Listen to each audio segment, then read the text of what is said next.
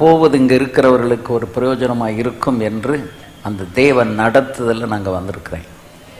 So இந்த வார்த்தையை உன்னிப்பாக கவனிங்க, கவனமாக கேளுங்க. கர்த்தர் உங்களை ஆசீர்வதிப்பாராக. ஆமென். ஓசியா 13ஆம் அதிகாரம் 1வது வசனத்தை முதல்ல வாசித்து விட்டு 2வது அந்த 15ஆம் வசனத்தை வாசிக்கலாம். எப்ராயிம் பேசினபோது நடுக்கம் உண்டாயிற்று. எப்ராயிம் பேசின போது நடுக்கம் உண்டாயிற்று.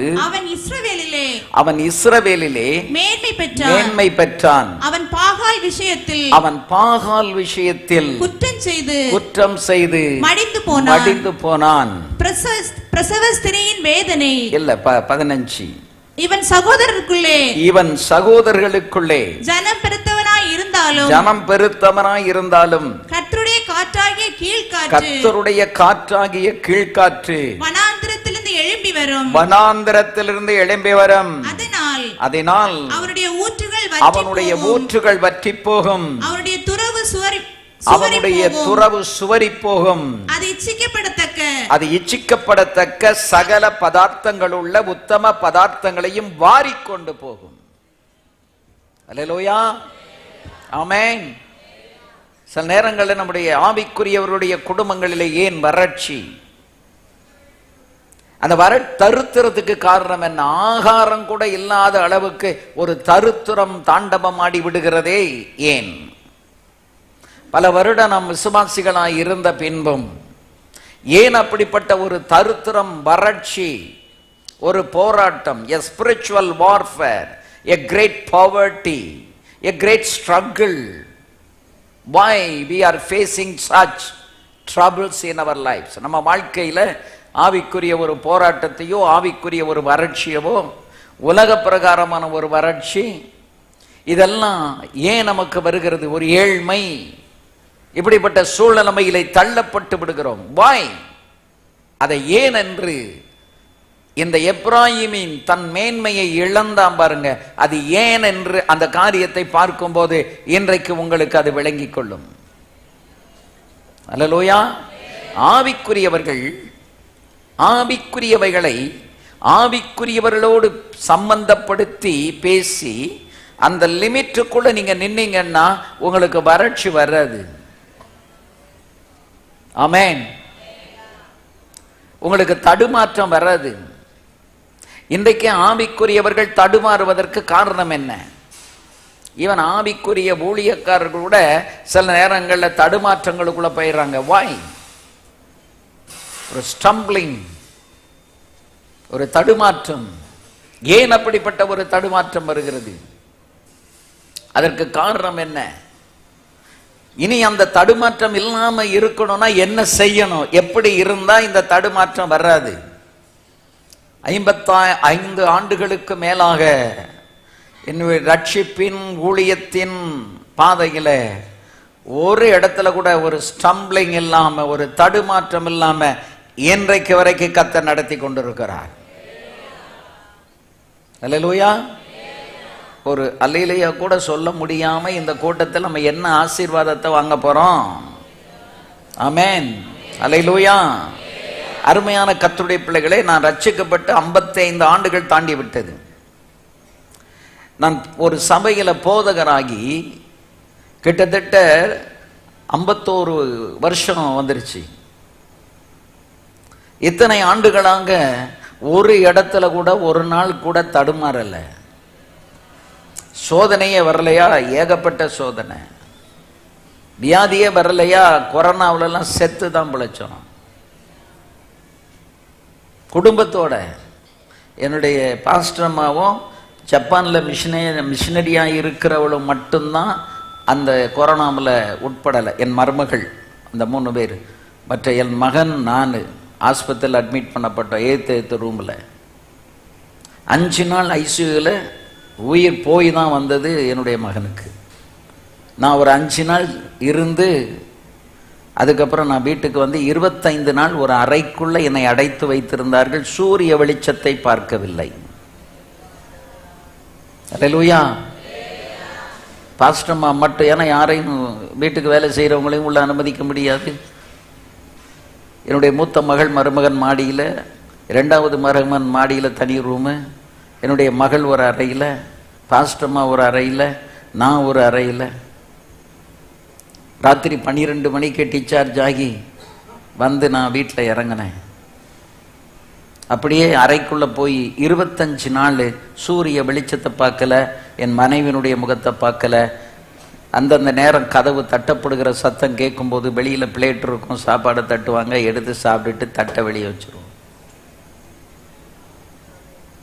கொடூரமான காலம் அது. அல்லேலூயா. எனக்கு பலர் ஃபோன் பண்ணுவாங்க, பாஸ்டர் ஐயா எப்படி இருக்கீங்கன்னு. பதிலே சொல்ல முடியாத அளவுக்கு அழுகை பீறிட்டு வரும்.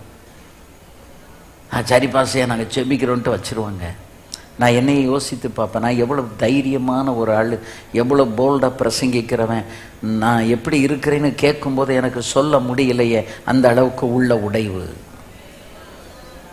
அல்லேலூயா. பிழைப்போமா? என்னுடைய மகனுக்கு டாக்டர் சொல்லிட்டாரு, டைரெக்டாக நீங்கள் டிஸ்சார்ஜ் ஆகி வீட்டுக்கு போகக்கூடாது. ஹோட்டலில் போய் ஒரு ரூம் எடுத்து 1 வாரம் அங்கே தங்கியிருந்து திரும்பங்க வந்து ஒரு செக்கப் பண்ணிவிட்டு நாங்கள் சொன்னால் மட்டும்தான் வீட்டுக்கு போகணுன்ட்டாங்க. ஆமென். எப்படி இருக்கும் யோசித்து பாருங்க பார்ப்போம். யாரும் போய் யாரும் பார்க்க முடியாது. எனக்கு என் அசிஸ்டண்ட்டுக்கு வரல, அவன் தான் எனக்கு பணிவிடை செய்துக்கிட்டு இருந்தான். ஹாஸ்பிட்டலில் இருக்கும்போது வெளியே தான், உள்ள ரூமுக்குள்ளே அனுமதிக்க முடியாது. தனிமை. இந்த தனிமை என்பது ஒரு கொடூரமான ஒரு காரியம். அல்லேலூயா. சோதனை இல்லையா? சோதனை. வியாதி இல்லையா? வியாதி. பிரச்சனை இல்லையா? பிரச்சனை. எல்லாம் இருக்கத்தான் செய்யும். எதுவுமே என்னை மேற்கொள்ள என் ஆண்டவர் விடவில்லை. உங்களுக்கும் பிரச்சனைகள் இல்லாமல் இருக்காது, எல்லாருக்கும் பிரச்சனை இருக்கும். விசுவாசிகள் ஊழியம் செய்கிற உங்களுக்கு என்ன பிரச்சனை நீங்க நினைப்பீங்க? உங்களை விட பல மடங்கு பிரச்சனை எங்களுக்கு. சபையில் ஒரு குடும்பம் ஒரு ஆவிக்குரிய போராட்டத்திலேயோ வியாதியிலோ இருக்குது அப்படின்னா, ஒரு உண்மையான ஒரு போதகரால் தூங்க முடியாது, சாப்பிட முடியாது, அவர்களுக்கு விடுதலை கிடைக்கிற வரைக்கும். ஆமென். ஆண்டவருடைய சன்னிதானத்தில் போராட வேண்டி இருக்கிறது, அவர்கள் விடுதலைக்காக, சுகத்துக்காக. அதாங்க பெந்தெகோஸ்தே ஊழியம். அல்லேலூயா. ஆகவே போராட்டங்கள் இல்லாமல் இருக்காது, பிரச்சனைகள் இல்லாமல் இருக்காது. ஊழியருடைய பிரச்சனையிலும் சரி, விசுவாசிகள் பிரச்சனையும் சரி. உங்களுக்கு பிரச்சனை வர்றதுக்கு முன்னால் எங்களுக்கு பிரச்சனையை தந்து அதில் நாங்கள் பாஸ் பண்ணித்தான் உங்களுக்கு பிரசங்கிக்கிறோம். ஆமென். அப்படி சும்மா பஞ்சநமத்தையில் உட்காந்துட்டு வரல. நான் ராத்திரி அங்கே கன்வென்ஷனை முடித்து பிரசங்கியாரை கொண்டு வீட்டில் விட்டு சாப்பிட சொல்லிவிட்டு, அதுக்கப்புறம் நான் ஒரு 10:45 கார் ஏறி இங்கே வந்து நான் சேரும்போது மணி 2, நான் படுக்க போகும்போது மணி 2. ஜான் தான் வெயிட் பண்ணிகிட்டே இருந்தாப்புல. இன்றைக்கும் அதே மாதிரி தான் இருக்கும். இங்கே முடிச்சுட்டு நான் அங்கே போய் சேர மணி 2 ஆயிரும். அல்லேலூயா. நாளைக்கு ஒரு போதகர் இறந்து விட்டார், காலையில் அந்த துஷ்டிக்கு போனோம். ஒரு போதகருடைய மாமியார் இறந்துட்டாங்க, நாளை காலையில் 2 இடத்துக்கும் போயிட்டு திருப்பி வந்து கன்வென்ஷனில் கண்டினியூ பண்ணணும். ஆமென்.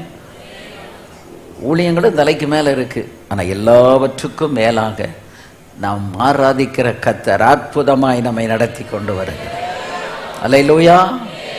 ஆகவே இந்த ஓசியா 13:1 எப்ராயிம் பேசின போது நடுக்கம் உண்டாயிற்று, இஸ்ரவேலிலே மேன்மை பெற்றான், அவன் பாகால் விஷயத்தில் குற்றம் செய்து மடிந்து போனான்.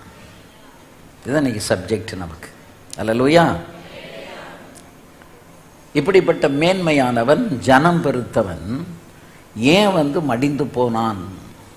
ஆவிக்குரிய விசுவாசிகள் ரட்சிக்கப்பட்டு சபைக்கு வந்து செய்வினை, பிள்ளை சூனியம், பாவ சாபங்கள்லிருந்து விடுவித்து நம்மளை ரட்சித்து சபைக்குள்ள வச்சாரு இல்லையா? இந்த ரட்சிக்கப்பட்ட நம்ம இந்த ரட்சிப்புல ஒழுங்கா இருக்கிறோமா, அல்லது ரட்சிப்பை தொலைச்சிட்டு இன்றைக்கு சமாதானம் இல்லாமல் இருக்கோமா? பிரச்சனைகள் வந்தாலும், வியாதி வந்தாலும், கஷ்டங்கள் வந்தாலும் எதை மட்டும் இழந்துடக்கூடாது? ரட்சிப்பை இழந்துடும். ரட்சிப்பை இழந்தா உன் சமாதானம் அதோட போயிடும். don't miss the salvation. Then totally the peace of God will be gone away from you. உங்களை விட்டு அந்த ரட்சிப்பு போன உடனே எது போயிடும்? சமாதானமும் போயிடும். அல்லேலூயா, ஆமென். சோறு இல்லாமல் இருக்கலாம், தண்ணி இல்லாமல் கூட 15 நாளைக்கு உயிர் வாழ்ந்துடலாம். ஆனால் சமாதானம் இல்லாமல் ஒரு நிமிஷம் இருக்க முடியாது. அநேகர் சமாதானம் இல்லை என்று தான் தற்கொலை பண்ணி கொள்கிறார்கள். ஏன்? அவங்களுக்கு எல்லாம் இருக்கு, ஆனால் என்ன இல்லை? டேபிளில் போனால் வகை வகையா சாப்பாடு இருக்கு, சாப்பிடத்தான் மனசு இல்லை.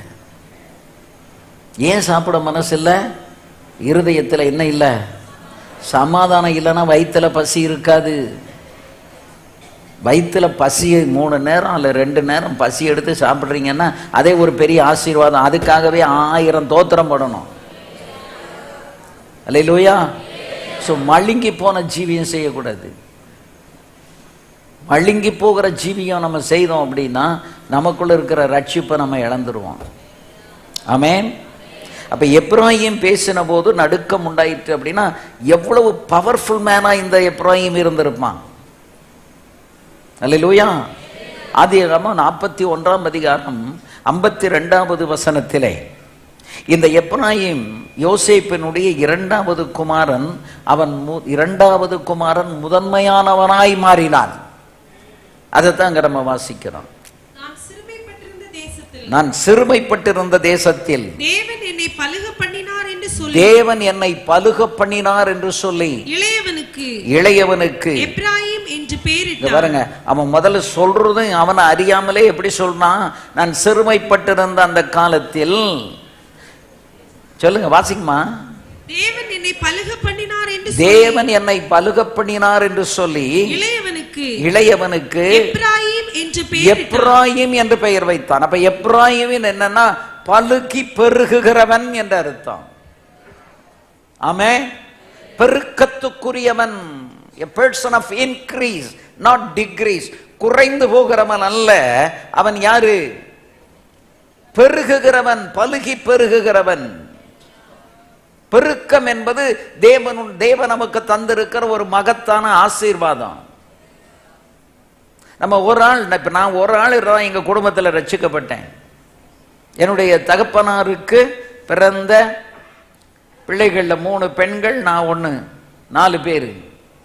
இந்த 4 பேருடைய திருமணங்கள், அவர்களுடைய குடும்பங்கள், அவர்களுக்கு பிறந்த பிள்ளைகள் எல்லாத்தையும் கணக்கு பார்த்தா 41 பேர் இருக்கிறாங்க. டேவிட், அன்னபாக்கியம் என்பவர்களுக்கு தேவன் கொடுத்த பிள்ளைகள் எத்தனை பேரு? 41 பேரு. 41 பேர் இன்னைக்கு நாங்க ரட்சிக்கப்பட்டிருக்கிறோம். என்னுடைய 2 சகோதரிகள், அவர்களுடைய கணவன்மார் இறந்து விட்டார்கள்.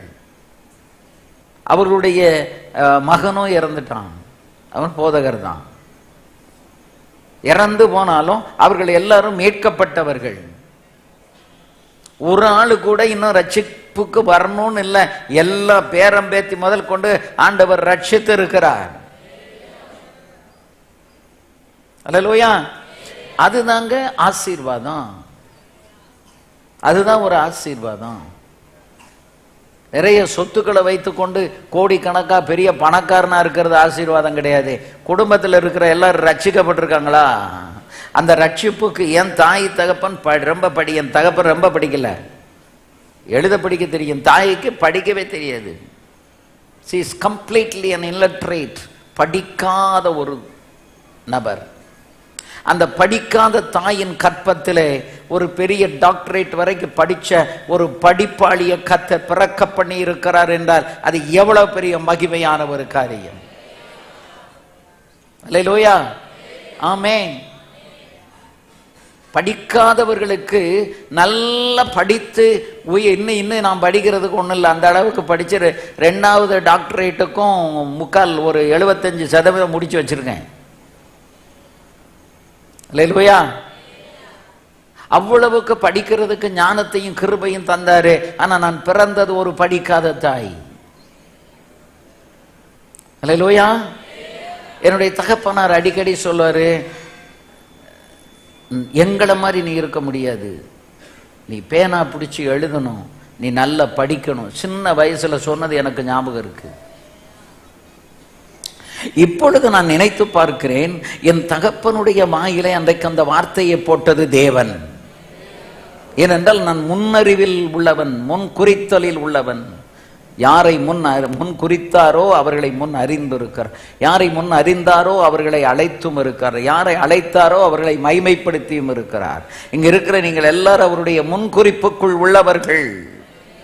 உங்க சுயமா ஒன்றும் உங்க அப்பா அம்மா உங்களை பெத்தெடுக்கல, நீங்க அவங்களுக்கு பிள்ளையாகல. அல்லேலூயா.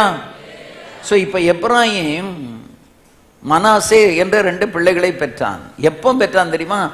எகிப்துல சிறுமைப்பட்டிருந்த காலத்துல, அனாதையாக்கப்பட்டிருந்தான். தகப்பன் இல்லை, தாய் ஏற்கனவே இறந்து விட்டாள். சரித்திர ஆசிரியர் சொல்லுகிறான், அவனுடைய சகோதரர்கள் அந்த மீதியானியர்கள் கையிலே அடிமையாகி விற்கப்பட்டு அவன் கொண்டு போகப்படுகிற போது அவனுடைய தாயின் கல்லறையில் அவனுக்கு போய் விழுந்து அழுதான். அம்மா என் நிலைமையை பாருங்கன்னு. அம்மா என்ன பதில் சொல்ல முடியும்?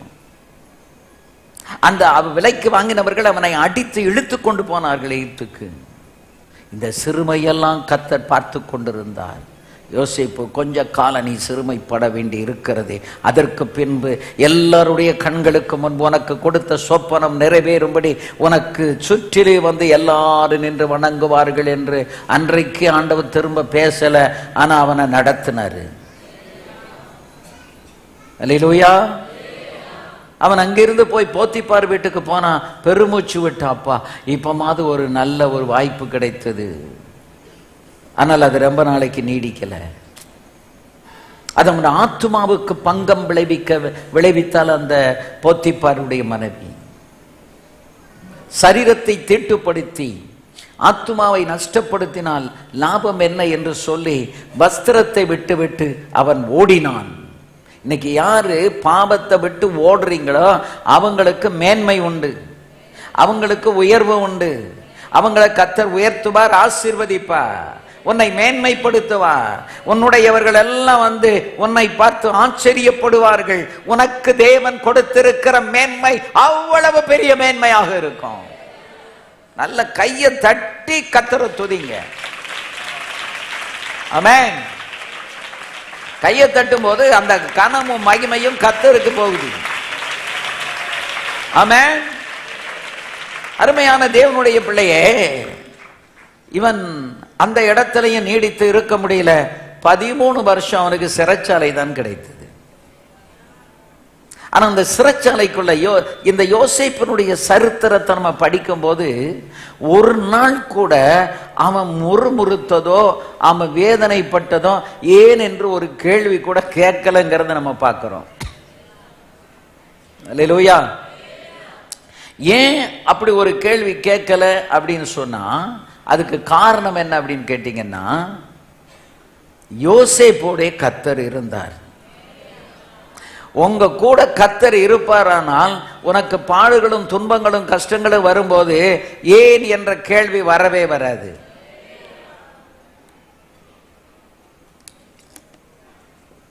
ஆமென். ஏன் என்ற கேள்வி வரவே வராது. ஏன் தெரியுமா?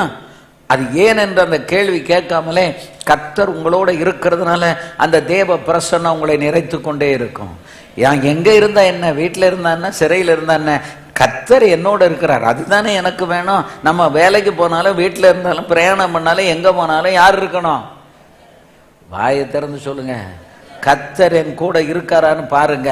அவர் இருந்தாருன்னா உனக்கு ஒரு கவலை இல்லை. ஆமென். அவர் நம்ம கூட இருந்தா தான் எல்லாம் வெற்றி தானே. அவர் இல்லைன்னா தான் நமக்கு பிரச்சனை. அல்லேலூயா. ஆகவே இப்பொழுது அவன் அந்த சிறைச்சாலையிலிருந்து 13 வருஷம் கஷ்டப்பட்டு ஒருத்தங்க சொன்னாயப்பா, இந்த மாதிரி நான் ஒரு குற்றமும் செய்யாம இங்க இருக்கிறேன், நீ உன் ஸ்தானத்துல உயர்த்தப்பட்ட பிறகு என்னை கொஞ்சம் நினைச்சுக்கோன்னா அவன் மறந்துட்டான். அவன் மறந்தானா கர்த்தர் அவனை மறக்க பண்ணினாரா? கர்த்தர் ஏன் பண்ணினாரு? ஏன் அது அன்னைக்கு 2 வருஷம் கழிச்சு செஞ்சதுக்கு முதல்ல உயர்த்தி இருக்கப்படாதா? தேவனுடைய வேலை என்று இருக்கிறது. இங்க இருக்கிற எல்லாருக்கும் நான் சொல்றேன், அவருடைய வேளையில் கர்த்தர் உன்னை உயர்த்துவார். அது வரைக்கும் உனக்கு சிறுமை இருக்கா, சகித்துக்கொள், பொறுத்துக்கொள். அல்லேலூயா. உயர்த்தணுங்கிறது தான் அவருடைய திட்டம். நம்ம எல்லாரையும் உயர்த்தணுங்கிறது தான் யாருடைய திட்டம்? தேவனுடைய திட்டம். அவரால் முன்குறிக்கப்பட்டவர்கள், அவரால் முன் அறிந்தவர்கள், அறியப்பட்டவர்கள், அழைக்கப்பட்டவர்களை ஒரு நாளும் கர்த்தர் கைவிடவே மாட்டார். வலது கையை உயர்த்தி எல்லாரும் சத்தமா சொல்லுங்க பாப்போம். கர்த்தர் என்னை கைவிட மாட்டார். அவர் என்னை கைவிடவில்லை. அவர் என்னை கைவிடவே மாட்டார். உன் அறிக்கை உன்னை காப்பாற்றும். நீங்கள் அறிக்கை பண்ணினீங்களா, அந்த அறிக்கையில கர்த்தர் உங்களை நிலைநிறுத்துவார். ரட்சிக்கப்பட்ட போதும் பாவத்தை அறிக்கை பண்ணணும், பாவம் மன்னிக்கப்பட்டது. ஆமென். நம்முடைய ஒவ்வொரு கட்டத்திலையும் நாம அறிக்கை இடுகிற அறிக்கை ரொம்ப முக்கியம். வாயில வர்ற பேச்சு ரொம்ப முக்கியம். பெந்தகோஸ் சிறுமை அடையாம இருக்கணுமா? பெந்தகோஸ் விசுவாசி நீ அதாவது சீரழிந்து போகாம நல்லா இருக்கணுமா? வாயை மட்டும் கட்டுப்படுத்தி கர்த்தரை துதி, உனக்கு சீரழிவே வராது. ஏன் தெரியுமா? அந்த வாயின் வார்த்தையில தான் சாத்தா வந்து உட்கார்ந்து உன் வார்த்தையின்படியே, உன் அவிசுவாசத்தின்படியே உன்னை குறுகி போக பண்ணிடுவான். ஆனா தேவனோ உன் வாயின் வார்த்தையின்படி உன்னை பெருகி போக பண்ணுவாரு, பலுகி பெருக பண்ணுவாரு, ஆசீர்வதிப்பாரு. யார போல? எப்ராயிமை போல. ஆமென். அவன் சிறுமையடைந்த அந்த நாட்களில தனக்கு பிறந்த 2 பிள்ளைகள்ல அவன் பேர் வைக்கிறத கூட வேதம் அந்த எப்ராயிமை முந்தி சொல்லுது. அவன் தன் இளைய குமாரனுக்கு, ஏமா அதுக்குள்ள மைக்கு கீழே வச்சு ரெஸ்ட் எடுத்தாச்சா? தேசத்தில் தேவன் என்னை பலுக பெருகினார் என்று சொல்லி இளையவனுக்கு எப்ராயிம் என்று பெயரிட்டான். ஆமா, எப்ராயிம்னு பெயர் வைத்தான். அல்லேலூயா.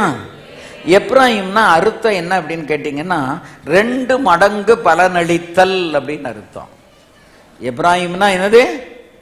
2 மடங்கு பலனளித்தல் அல்லது அதிகமாக பெருகுதல். ஆமென். மல்டிபிள் இன்க்ரீஸ், அதிகமா பெருகுவாங்க. அந்த பேர், அப்படிப்பட்ட பேரை ஆண்டவர் யோசேப்புக்கு கொடுத்தாரு, அவன் வச்சான். யோசேப்பு தன் குமாரர்களுக்கு மனாசே எப்ராயிம் என்ற 2 பெயர்களையும் அவன் வைக்கும் போது, என் எல்லா பிரச்சனைக்கும் மத்தியில தேவன் எனக்கு நன்மை செய்தார், 2 பிள்ளைகளை தந்தார் என்ற அந்த பிள்ளைகளுக்காக கர்த்தரை துதித்து அந்த பெயரை வைத்தான். ஸோ அந்த பேர் வைக்கும் போது அவனுக்குள்ள ஒரு ஆவிக்குரிய தூண்டுதல் இருந்தது, ஒரு இன்ஸ்பிரேஷன் இருந்துச்சு. ஆமென். யோசேப்பு பார்க்கிற அந்த கோணத்துல இன்னைக்கு நம்ம வாழ்க்கையை நம்ம பார்த்தோம் அப்படின்னா, நம்ம வந்து எப்பவும் சந்தோஷமா இருப்போம், மகிழ்ச்சியா இருப்போம். அன்றைக்கு அவன் 2 பிள்ளைகளுக்கும் அர்த்தமுள்ள பெயர்களை வைத்தான், ஸ்டைலுக்காக வைக்கல.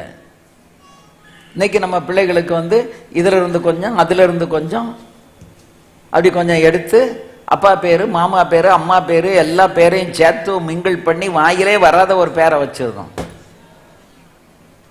அல்லேலூயா.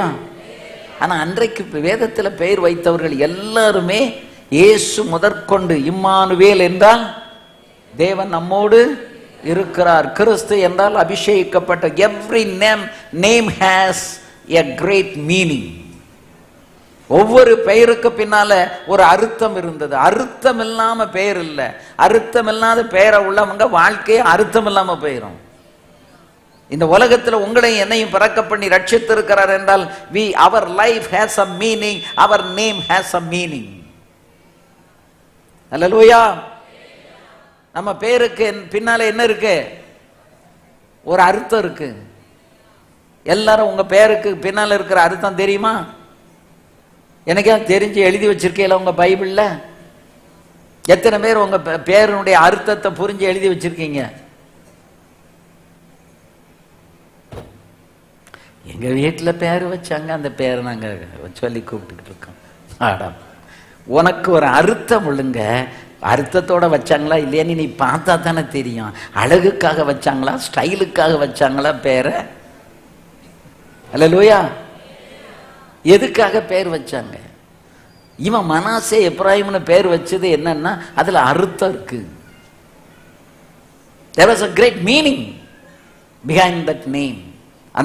அந்த பேருக்கு பின்னால என்ன இருக்கு? அர்த்தம் இருக்கு. இன்னைக்கு நம்ம பிள்ளைகளுக்கு எப்படி பேர் வைக்கிறோம்? நம்ம பேரம் பேத்திக்கு எப்படி பேர் வைக்கிறோம்? அர்த்தத்தோட வைக்கிறோமா? ஆமென். சரி, இதுவரைக்கும் உள்ளதெல்லாம் போட்டோம். இனியாவது பிறக்கிற பிள்ளைகளுக்கு இயேசுவின் வருகை மிக சமீபம். அவர் வெகு சீக்கிரத்தில் வரப்போகிறார். நம்ம இப்போ இந்த எட்ஜில் இருக்கிறோம், நுனியில் இருக்கிறோம், உலகத்தினுடைய விளிம்பில்.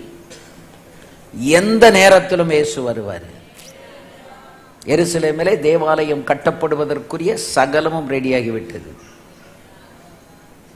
இவன் சொல்லுகிறார்கள் விஞ்ஞானிகள், ஒரே நாள் இரவுல ஆலயத்தை கட்டிடுவாங்களாம். அவ்வளவு பொருளும் ரெடி பண்ணி வச்சிருக்காங்களாம்.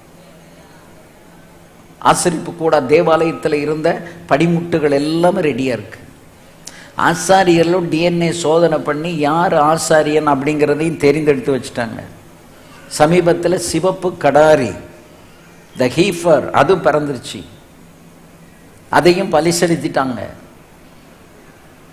ஆமென். எல்லாமே ரெடியா இருக்கு. Are you ready? நீங்களும் நானும் ரெடியா இருக்கமா? இயேசுவின் வருகைக்கு இந்த உலகம் ரெடியா இருக்கு. அவர் இன்னும் கொஞ்சம் தாமதம் பண்ணி கொண்டிருக்கிறார். எதுக்கு தெரியுமா? எதுக்காக ஆண்டவர் இன்னும் தாமதம் பண்ணி கொண்டிருக்கிறார்? தன் சபை இன்னும் ரெடியாகவில்லை. சபையில் இருக்கிற பரிசுத்தவாட்டிகளும் பரிசுத்தவான்களும் இன்னும் ஆயத்தமாகல. அதுக்காகத்தான் he is waiting. The moment when you are ready, either you will die and go or he will come. நம்ம ஆயத்தமாகும் போது நம்ம மரித்து அடக்கம் பண்ணப்படுவோம். இல்லை என்றால் இயேசு நம் உயிரோடு இருக்கும் போதே அவர் வருவார். அந்த வருகையை தான் இப்ப எதிர்நோக்கி கொண்டிருக்கிறோம். நான்லாம் ஒவ்வொரு நாளும் அந்த வருகை எதிர்நோக்கித்தான் நான் பிரசங்கம் பண்ணி கொண்டிருக்கிறேன். 365 நாளும் பிரசங்கம் எனக்கு இருக்கு.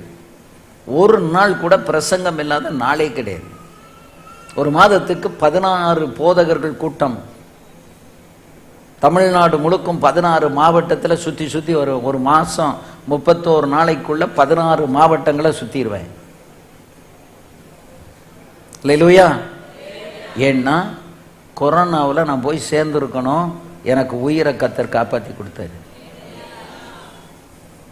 அந்த ஒரு வருஷம் அப்படியே ஸ்தம்பித்து உட்கார்ந்துருந்தேன். எங்கேயும் கூட்டத்துக்கு போகலை, நடத்தலை, ஒன்றுமே சபையை மட்டும் நடத்திட்டு. ஏன்னா எனக்கு அந்த மாத்திரைகள்லாம் நிறைய கொரோனாவில் உள்ள மாத்திரைகளை சாப்பிட்டதுனால ஞாபக சக்தி போயிடுச்சு. ரெண்டாவது பிரசங்கம் உட்கார்ந்து வேதம் வாசித்து சிந்தித்து எழுத முடியல. ஒரு 4 வரி எழுதுறதுக்குள்ள 2 தடவை வீட்டை சுற்றணும். கான்சன்ட்ரேஷன் போயிடுச்சு. நான் நாகர்கோயிலில் இருக்கிற எங்கள் ஃபேமிலி டாக்டர்கிட்ட கேட்டேன், டாக்டர் இந்த மாதிரி எனக்கு கான்சன்ட்ரேஷனே பண்ண முடியல, பிரசங்கம் பண்ணும்போது வார்த்தைகள் தடுமாறுகிறது, சம்பந்தமில்லாத வார்த்தை உள்ள வருதே, என்னன்னு தெரியலையேன்னு கேட்டேன். சொன்னார், இது இந்த மாத்தினுடைய சைடு எஃபெக்ட். ஃபர்ஸ்ட்டு வெண்டைக்காய் எடுத்து வாரத்துக்கு 2 நாள் சூப்பு போட்டு குடிங்க, அது சரியாகும். இல்லை என்றால் நான் அதுக்கு பிறகு என்கிட்ட வாங்கினார். 2 தடவை செபத்தோட வெண்டைக்காய். நான் சொன்னேன், வெண்டைக்காய் டெய்லி ஒரு 5 வெண்டைக்காய் சாப்பிட்டுட்டான்னு. அதை சூப்பு போட்டு தான் குடிக்கணும். வெண்டைக்காய், வெங்காயம், வெள்ளைப்பூடு, மிளகு போட்டு என்ன செய்யணும்? சூப்பு போட்டு குடிக்கணும். திங்கக்கிழமை புதன்கிழமை 2 தடவை குடித்தேங்க. வியாழன் வெள்ளிக்கிழமையில் எனக்கு அந்த கான்சென்ட்ரேஷன் நான் இழந்தது எனக்கு திரும்ப வந்துருச்சு. ஆமென். நான் சந்தோஷமாக உட்காந்துக்கிட்டு இருந்தேன். அப்போ வெளியே எங்கேயும் போகலை மீட்டிங்க்கு. நான் இப்படி உட்காந்து சேரில் உட்காந்துக்கிட்டு இருக்கேன். பாசமாக என் தோளில் டப்புன்னு ஒரு தட்டுன்னு நான் பயந்துட்டேன். என்னடி அடிக்கிற அப்படின்னு. என்ன இப்படி உட்காந்துக்கிட்டு இருக்கீங்க? கிளம்புங்க, ஊழியத்துக்கு போங்க, இனி உட்கார வேண்டிய நாட்கள் அல்ல, ஓடுங்க. நீ தான் சொல்ற, ஏன்னா நீ தான் இனி போக வேண்டாம்னு தடுத்த. இப்போ நான் போகவா அப்படின்னு. ஆமாம், நான் தான் தடுத்தேன். அது கொரோனா அக்யூட்டாக இருந்துச்சு, இப்போ எல்லாம் குறைஞ்சிட்டு, இனி நீங்கள் உட்கார்ந்து இருக்க வேண்டாம், எழும்புங்க, காரட்டுங்க, கிளம்புங்க, போங்க. எல்லா இடத்துக்கும் ஃபோன் பண்ணுங்க, கேட்டுக்கிட்டு இருக்காங்கல்ல மீட்டிங் வாரீங்களான்னு, சரின்னு சொல்லுங்க. அதில் ஓட ஆரம்பிச்சங்க, இப்போ வரைக்கும் நிற்கல. ஆமென், அல்லேலூயா. ஏன்னா அப்பதான் எனக்கு உணர்வு வந்துச்சு, எனக்கு வாழ்க்கை எக்ஸ்டென்ஷன் பண்ணி கொடுத்துருக்காருல்ல இந்த எசேக்கியாவுக்கு கொடுத்த மாதிரி. ஏன்னா என் வயதை ஒத்த நிறைய பாஸ்டர்ஸ் அன்னைக்கு இறந்துட்டாங்க, நிறைய பேர் இறந்துட்டாங்க. இப்போ எனக்கு 73. இதுல இருந்து அது 21 தானே, 19, 20, 20 தானே, 20, 21 தானே கொரோனா வந்துச்சு. இப்போ எத்தனை வருஷம் ஆயிருக்கு? ஒரு 4 வருஷம் வச்சுக்கிடுங்களேன். அப்போ எத்தனை? 73ல் 4 கழிச்சா 69. மான் கால்களைப் போல கத்த என் கால்களை பலப்படுத்தினார். அன்றைக்கு ஓடத் துவங்கி நம்ம இப்போ வரைக்கும் நான் ஓடிக்கிட்டு இருக்கிறேன். ஆமே. ஏன்னா இந்த உயிரை எக்ஸ்டெண்ட் பண்ணி கொடுத்ததுக்கு ஒரு நோக்கம் இருக்கு பின்னாடி. இப்போ நம்ம ரெஸ்ட் எடுக்கிறதுக்கு சோபாவில் உட்கார்ந்து இப்போ ரெஸ்ட் எடுக்கிற காலம் அல்ல. எல்லாரும் என்கிட்ட சொல்லுவாங்க, பாஸ்டர் நீங்க ரொம்ப அலையிறீங்க, ரெஸ்ட் எடுங்கம்மாங்க. என் கூட ஒரு 5 கிலோமீட்டர் நடப்பீங்களான்னு கேட்பேன். அவ்வளோலாம் நடக்க முடியும். அப்போ நீங்கள் போய் ரெஸ்ட் எடுங்க. எனக்கு இப்போமா 5 கிலோமீட்டர் நடக்க முடியும், 8 கிலோமீட்டர் கூட நடந்துருவேன். கார்லேயே போய்கிட்டு இருக்கிறதுனால நடக்க முடியாதுன்னு இல்லை, டெய்லி 2 கிலோமீட்டர் நடந்துருவோம். 5 கிலோமீட்டர் நடக்கணும்னால நான் நடப்பேன். ஏன்னா இப்போ உடம்பையும் சரிப்படுத்தி வச்சுக்கிட்டு இருக்கிறோம். எதுக்கு தகுந்த மாதிரி? ஓடுறதுக்கும் ஊழியம் செய்யறதுக்கு தகுந்த மாதிரி. வார்த்தைகளை கர்த்தர் கொடுக்கிறாரு, கொடுத்த வார்த்தைகளை கொண்டு போய் இருதயங்களில் கொட்டணும், அநேகரை கட்டணும், அநேகரை எழுப்பணும், உற்சாகப்படுத்தணும், உயிர் மீட்சி அடைய வைக்கணும். அல்லேலூயா. இப்ப பேர் வைக்கிறது அர்த்தத்தோட நிறைய பேர் வைக்கிறது இல்லை. ஆனா இனிமேலாவது உங்களுடைய பேரம்பேத்திக்கு என்ன பேர் வைங்க சொல்லுங்க? அர்த்தமுள்ள பேரை வைங்க. வாலிப பிள்ளைகள் கல்யாணம் முடிச்சு இன்டர்நெட்ல போய் ஏஐல போய் ChatGPTல போய் பேரை போட்டு வைக்காத. வேதத்துல நிறைய பேர் இருக்கு. ஜெபம் பண்ணு, உனக்கு உன் கணவனுக்கு ஆவியானவர் என்ன வெளிப்படுத்துறாரோ அந்த பேரை வை. அது ஒரு முன்குறிப்பின் பெயராக இருக்கட்டும். இப்ப எப்ராயிம் மனாசே என்பது அந்த முன்குறிப்புக்குள் வந்தவர்கள் என்பதை நான் விளக்கி சொல்லுகிறேன். அல்லேலூயா. ஆதியாகமம் 48ஆம் அதிகாரம் 17வது வசனத்தை திருப்பிக் கொள்ளுங்க. தன் வலதுகையை எப்ராயிமுடைய தலையின் மேல் தகப்பன்னா யாரு? யாக்கோபு. குட். யோசேப்பு கண்டு அது தனக்கு பிரியமில்லாதபடியால் எப்ராயிமுடைய தலையின் மேல் இருந்த தன் தகப்பனுடைய கையை மனாசேனுடைய தலையின் மேல் வைக்கும்படிக்கு எடுத்து. ஏன்னா மனாசே தான் மூத்தவன். இப்ப மூத்தவன் அவன் இப்படி வந்து நிக்கிறான்னா இந்த பக்கம் மனாசே, இந்த பக்கம் மனாசே, இந்த பக்கம் எப்ராயிம். இப்ப அவன் கையை எப்படி வைக்கிறான்? சாக போகிற கிழவங்க யாக்கோபு, அவன் இப்படி வைக்கிறான். வலதுகை எங்க வருது? எப்ராயிம் மேல. இடதுகை எங்க வருது? மனாசே மேல. உன்னை யோசேப்பு பார்த்தான், அல்ல நம்ம அப்பாவுக்கு கண்ணு தெரியல, அவர் வந்து தப்பா கைய வைக்கிறாரு அப்படின்னு சொல்லி இந்த வலதுகையை தூக்கி எங்க வச்சான்? இந்த கையை தூக்கி மனாசே மேல வச்சான், இடது கையை தூக்கி எப்ராயிம் மேல வச்சான். அதை கண்டு தனக்கு பிரியமில்லாதபடியினால் எப்ராயிமினுடைய தலையின் மேல் இருந்த தன் தகப்பனுடைய கையை மனாசேயினுடைய தலையின் மேல் வைக்கும்படி எடுத்து. வாசிங்கம்மா. என் தகப்பனே அப்படி அல்ல, இவன் மூத்தவன் இவனுடைய தலையின் மேல் உம்முடைய வலது கையை வைக்க வேண்டும். இவன் மூத்தவன், இவன் தலையில வலது கையை வைங்க. வலது பக்கம் இடது நீ வலைய போடு, அப்ப உனக்கு திரளான மீன் கிடைச்சது. இன்னைக்கு பிதா மரித்து உயிர்த்தெழுந்து, பிதா அந்த கிறிஸ்து மரித்து உயிர்த்தெழுந்து பிதாவினுடைய வலது பாரிசத்திலே அவர் வீற்றிருக்கிறார். அப்ப அந்த வலது பாரிசம், வலது பக்கம் என்பது ரொம்ப ரொம்ப முக்கியம். வலது கையும் ரொம்ப முக்கியம். ஆமென். அப்ப இந்த இடது கைய தன்னுடைய மனாசே மேல வச்ச உடனே இல்ல நீங்க அத இல்ல வலது கைய அங்க வைங்க அப்படின்னா அவன் திரும்ப அதை திருத்தினான். அப்போ அவன் தகப்பனோ தடுத்து அது எனக்கு தெரியும். என் மகனே, பாருங்க, வயசானாலும் ஆவிக்குரியவர்கள் ஆவிக்குரியவங்க தான். உங்கள் சபை திருச்சபையினுடைய போதகர்கள் எவ்வளவு வயசானாலும் அவர்களுக்குள்ளே உங்களுக்கு கொடுக்கக்கூடிய ஒரு ஆசீர்வாதத்தை கர்த்தர் வைத்திருக்கிறார். அவர்களுக்கு முன்னால போய் முழங்கால் படியிட்டால் அவர்களை கொண்டு உங்களுக்கு வேண்டிய ஆசீர்வாதங்களை என் தேவன் கொடுப்பார். அல்லேலூயா, ஆமென். நான் என்னுடைய ஆவிக்குரிய போதகர் பாஸ்டர் டாக்டர் எம் ராஜேந்திரன் அவர்களுக்கு 45 வருஷம் அசிஸ்டண்டா இருந்தேன். எனக்கு சபை இருந்தது, சபை நடத்திக்கிட்டு இருந்தேன், குடும்பம் இருந்துச்சு. ஆர்ஃபனேஜில் மேனேஜராக இருந்தேன், பைபிள் காலேஜில் அகாடமிக் டீனாக இருந்தேன். எங்கள் மிஷனில் நான் தான் general secretary. Bank work, machineries எல்லாம் கூப்பிடுறது, போகிறது, டிரான்ஸ்லேட் பண்ணுறது, வெளிநாட்டுக்கு போக வர எல்லாம் செய்துக்கிட்டு இருந்தேன். அல்லேலூயா. அவங்க சிக்கா படுத்துட்டாங்க. அந்த சிக்கா படுத்தப்ப 2012 சிக்காயிட்டாங்க. 2012 இருந்து அவங்க 2014 அக்டோபர் 24 மரிக்கிற வரைக்கும் கூடவே தான் இருந்தேன். ஆஸ்பத்திரியில் இருக்கும் போதும் நானும் கூடவே தான் இருந்தேன்.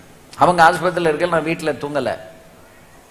கடைசியில் கிம்ஸ் ஹாஸ்பிட்டலில் ட்ரிவாண்ட்ரத்திலிருந்து வீட்டுக்கு கொண்டு வந்து வீட்டில் படுக்க வச்சிருக்கும் போது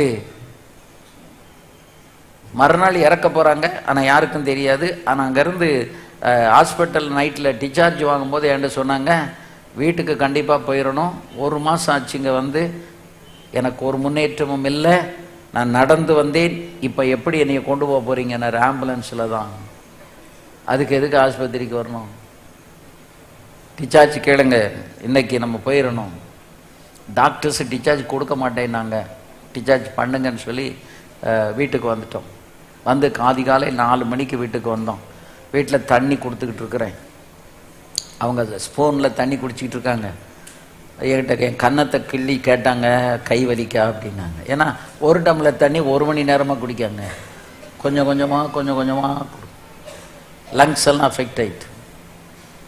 கை வலிக்கலை, நீங்கள் மெதுவாக குடிங்கன்னா கொடுத்துக்கிட்டே இருக்கேன். என் கன்னத்தை பிடிச்சி நீ நல்லா இருப்ப அப்படின்னாங்க. அப்படி 2 தடவை சொன்னாங்க. இந்த கன்னத்தை அப்படி கிள்ளி சொன்னாங்க பார்த்தீங்களா, அந்த அனாயிட்டிங் வந்து அங்கேருந்து எனக்குள்ளே டிரான்ஸ்ஃபர் ஆயிட்டு. ஆமே. எலியாவினுடைய சால்வையில் தான் எலிசாவுக்கு அந்த அனாயிட்டிங் டிரான்ஸ்ஃபர் ஆச்சு. பரிசுத்தவான்கள்ட்ட இருந்து நம்ம பெற்றுக்கொள்வது காசு பணம் அல்ல. காசை கொடுத்தாவது, பணத்தை கொடுத்தாவது, உழைப்பை கொடுத்தாவது, பணிவிடையை கொடுத்தாவது எதை பெற்றுக்கொள்ளணும்? அந்த அபிஷேகத்தை பெற்றுக்கொள்ள வேண்டும். ஏன்னா அந்த அபிஷேகத்தின் மேன்மை வந்து நிறைய பேருக்கு தெரியாது. என்னுடைய மகள் இப்போ ஜப்பான்ல மிஷினரியா இருக்கா. அவளுக்கு திருமணம் பேசி அழுத்து முடித்து இருக்கும்போது அவள் ஒரு நாள் என் அறைக்கு வந்தாள். வந்து எனக்கு முன்னால் முழங்கால் போட்டு அழுதா. சொன்ன, ஏமா, why, what happen, why are crying, ஏன் அழுகிற? அவங்கிட்ட ஒரு வார்த்தை சொன்னால் அந்த வார்த்தையை கேட்டு நான் அழுதுட்டேன். எனக்கு திருமணம் முடித்து போகும்போது எனக்கு டௌரியா எதுவுமே வேண்டாம் டேடி, உங்ககிட்ட இருக்கிற அனாயிட்டிங்க எனக்கு தருவீங்களான்னு கேட்டேன். Please, will you please give me your anointing when I get married and go from this house. இந்த வீட்டில் இருந்து நான் போகும்போது எனக்கு என்ன வேணும்? I need your anointing. எனக்கு அதை கேட்ட உடனே அழுக பீறிட்டு கொண்டு வந்து விட்டது. இந்த காலத்தில் தகப்பனுக்குள்ள இருக்கிற அபிஷேகத்தை உணர்கிற பிள்ளைகள் இல்லை. தகப்பனை எட்டி உதைக்கிற பிள்ளைகளும், தாயை மதிக்காத. உங்களுக்கு என்னமா தெரியும்? இவங்க காலேஜில் படிக்காங்களாம், BA, BSc,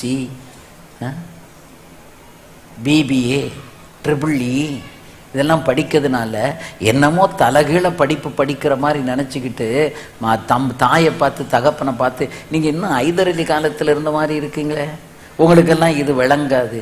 அவங்களுக்கு விளங்காமலாம் உன்னைய படிக்க வைக்காங்க.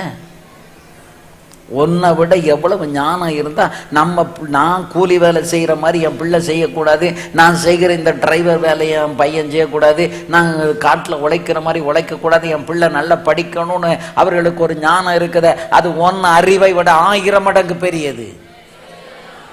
ஆமென். பிள்ளைகளுக்கு பெற்றோரிடத்தில் இருக்கிற அபிஷேகம் என்ன என்பதை உணர தெரியணும். அப்பதான் நீ பிள்ளை, அப்பதான் உன் வாழ்க்கையில முன்னேற்றம் வரும். எனக்கு அதை கேட்டவுடன் I was shocked. I started crying. நான் அப்படியே அழ ஆரம்பிச்சிட்டேன். நான் தலையில கை வச்சு சொன்னேன், lord, I transfer my anointing upon her. என் அபிஷேகத்தை இவளுக்கு மேல நான் இப்ப கொடுக்குற ஆண்டவரே, நீங்க அந்த அனாயிண்டிங்கை கொடுங்க அப்படின்னு சொல்லி ஜோம் பண்ண உடனே அவ எழும்பி கண்ணீரை தொடச்சிட்டு போயிட்டா. இன்னைக்கு அவ ஜப்பான்ல மிஷினரி. கடினமான ஒரு இடம், ஒரு கடினமான தேசம், தற்கொலைகள் மிகுந்த தேசம். எந்த தேசத்திலையும் தற்கொலை பண்றதுக்குன்னு ஒரு காடு ஒதுக்கி வைக்கல. ஆனா ஜப்பான்ல தற்கொலை காடுகள் அப்படின்னு சொல்லி சூசைட் ஃபாரஸ்ட்னு ஒரு பகுதியை ஒதுக்கி வச்சிருக்கான். யாரும் சூசைட் பண்ணுமா, நீ அங்க போய் பண்ணு. அல்லேலூயா, ஆமென். மன அழுத்தம் நிறைந்த ஒரு நாடு. டெக்னாலஜி, தொழில்நுட்பம் வளர்ந்த நாடு தான். அவன் டெக்னாலஜி பக்கத்துல யாரும் நிக்க முடியாது. ஜாப்பனீஸ் டெக்னாலஜி அவ்வளவு சிறப்பா இருக்கும். ஆனா ஒரு 14,60,000 பேர் மன அழுத்தத்துக்குள்ள வாலிப பிள்ளைகள் இருந்து கிட்டத்தட்ட ஒரு 12-13 வயசுல இருந்து 60 வயசு வரைக்கும் இன்னைக்கு அறைக்குள்ள பூட்டி கிடக்கிறார்கள், வேலை செய்ய முடியவில்லை. அந்த தேசத்தை ஆளுகை செய்து கொண்டு இருக்கிற ஒரு ஆவி உங்களுக்கு எனக்கு எவ்வளவு விடுதலையை கற்றுக் கொடுத்திருக்கிறது. 7-8 வருஷமா ஜப்பான்ல இப்ப நாங்க மிஷனரி ஒர்க் பண்ணிட்டு இருக்கிறோம். பல லட்சம் ரூபாய்கள் செலவாகுது. இப்பதான் ஒரு சபையை ஒரு வருஷத்துக்கு முன்னாடி ஆரம்பிச்சு ஒரு 30 பேர் இப்ப வர்றாங்க. ஆனா இந்த ஜனங்களுக்குள்ளே இன்னும் விடுதலை இல்லை. நம்ம கம்பீரிக்கிற மாதிரி கம்பீரம் இல்லை. சம்பளம் 3 லட்சம் 5 லட்சம் 8 லட்சம் என்ன வாங்குறாங்க. ஆனா என்ன இல்லை, கம்பீரம் இல்லை, சந்தோஷம் இல்லை, மகிழ்ச்சி இல்லை, ஒண்ணுமே கிடையாது. அழுத்தம், மன அழுத்தம், டிப்ரெஷன், பிசாசுடைய அழுத்தம், பிசாசுடைய ஆளுகை. ஒருத்தர் முகத்துல கூட ஒரு சந்தோஷத்தை பார்க்க முடியாது. ஆமே. போன ஜூலைல போயிருந்தோங்க, 1 மாசம் அங்க இருந்தோம். ஒரு முகத்திலேயாவது சந்தோஷம் இல்லை. அதுல இருந்து ஒரு 7-6 வருஷத்துக்கு முன்னாடி போனோம், 18ல. அதுக்கு பிறகு போன வருஷத்துக்கு முந்தின வருஷம் போனோம், போன வருஷம் போனோம். என்ன இல்லை, சந்தோஷம் இல்லை. ஏன்னா அந்த மன அழுத்தத்தின் ஆவி, அந்த சத்துருவின் ஆவி அங்கே ஆளுகை செய்து கொண்டிருக்கிறது. நம்ம எல்லாரும் பாடி துதிக்கும் போது அந்த அந்த ஈன வல்லமைகள் இந்த பிரதேசத்திலிருந்து அகன்று போகிறது.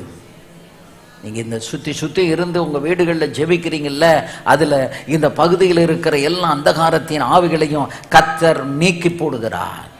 குடும்ப ஜபத்தின் மூலமாக, ஆராதனையின் மூலமாக, கன்வென்ஷன் மூலமாக, whatever it may be, the meetings being held in your churches in your area, the spirits are departing.